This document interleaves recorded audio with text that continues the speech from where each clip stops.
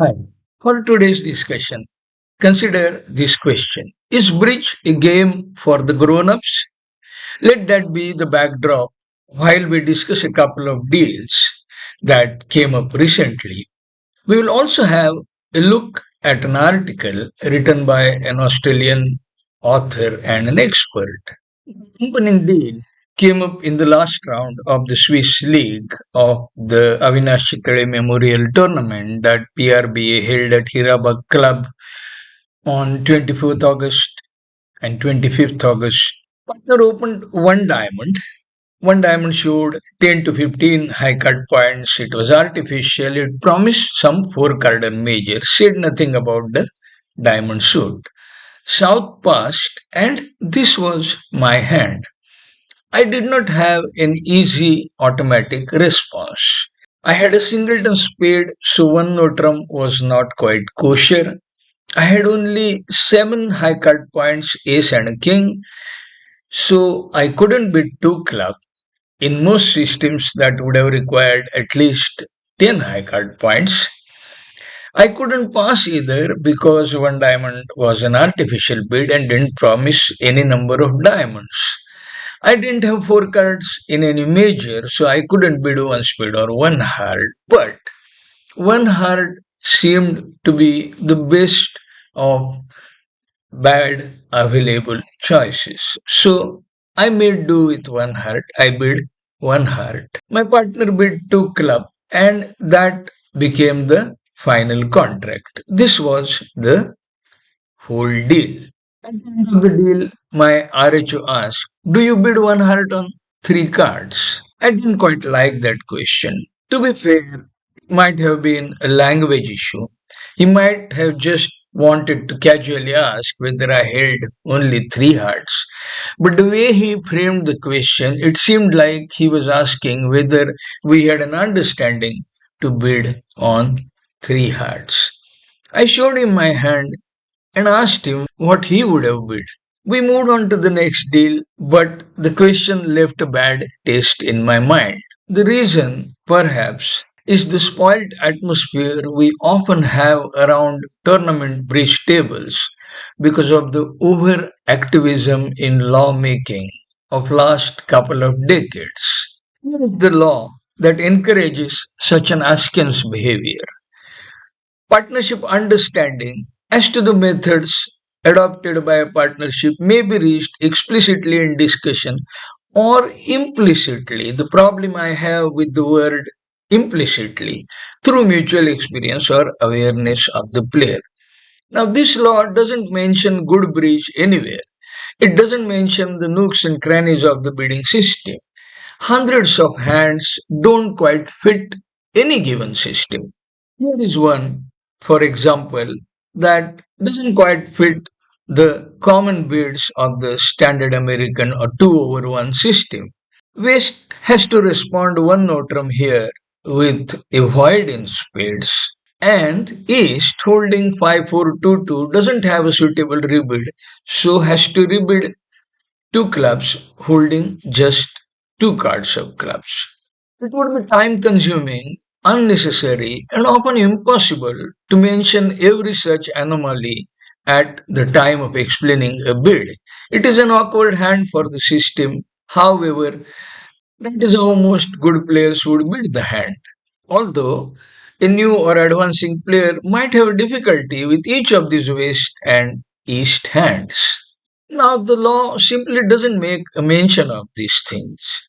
It only mentioned the word implicit that makes it open to interpretation and abuse. Quite often, people who play a different system would suffer because people who play the common system and common system now the only one that is standard American get by. But people who play other systems do suffer. Suffice it to say that this is a problem that the law and the wording seems to have given rise. Anyway, compare that with the deal from the B Group Super League where we were playing yet again versus Anil Padde and Kaustubh Bendre. At favorable vulnerability, My partner opened one club, 16 plus, Anirold called one heart. Without any suitable bid, I passed. East bid one no trump. When it came back to me after pass, I doubled. And after pass, Anil realized that he was in for a problem. So he ran to two clubs. I made a negative double and partner passed for penalty. I made club 10. That was a good lead.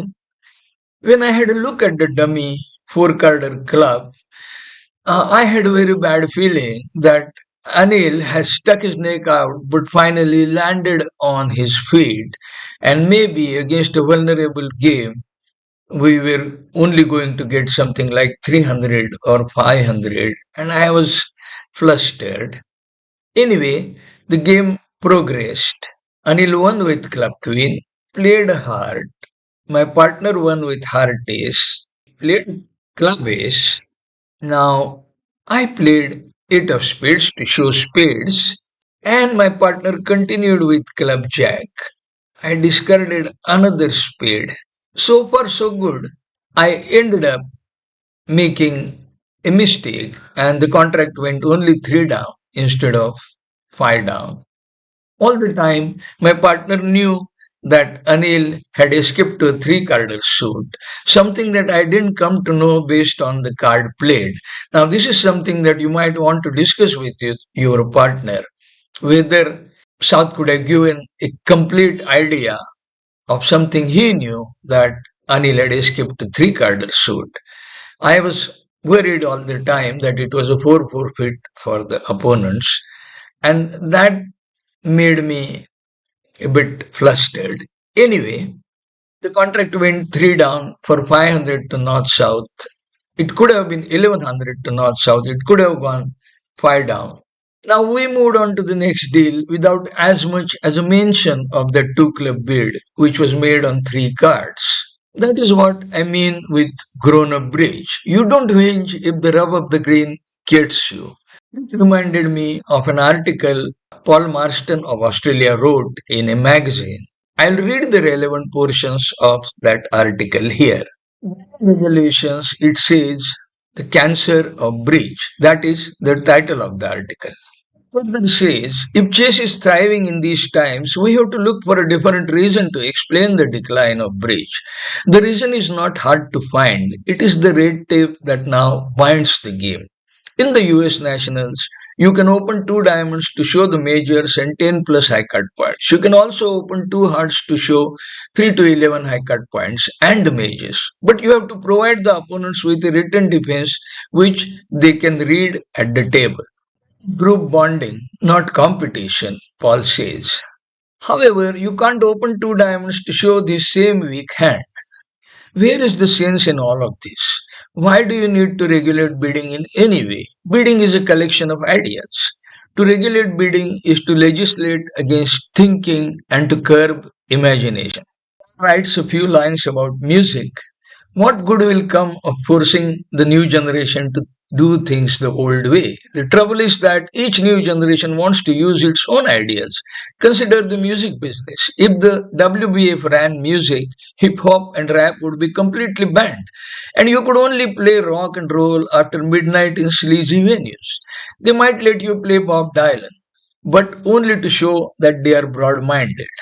This reminds me of the incident when the US police in New Jersey had sort of arrested Bob Dylan on a bus stop. They never expected him at a bus stop. Anyway, in practice, however, they would frown on you if you did so. Deep down, they would expect you to stick to Frank Sinatra, Glenn Miller, and other stuff that was part of their youth. How popular would music be with the young under this regime? I'll tell you about as popular as bridge is right now.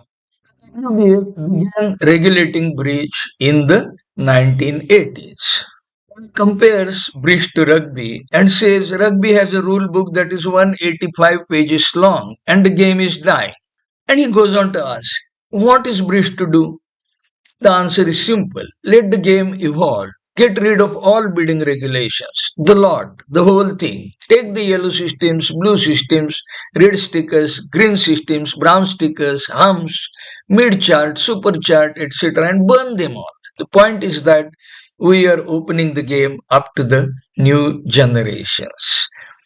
This article appeared in 2010. I was quite impressed by that particular article, but nothing seems to have happened in that direction in liberating the game of bridge for last 10 or 15 years. Paul's suggestions is something I want to leave with you at the end of this video. The suggestion is remove all or most of the bidding regulations.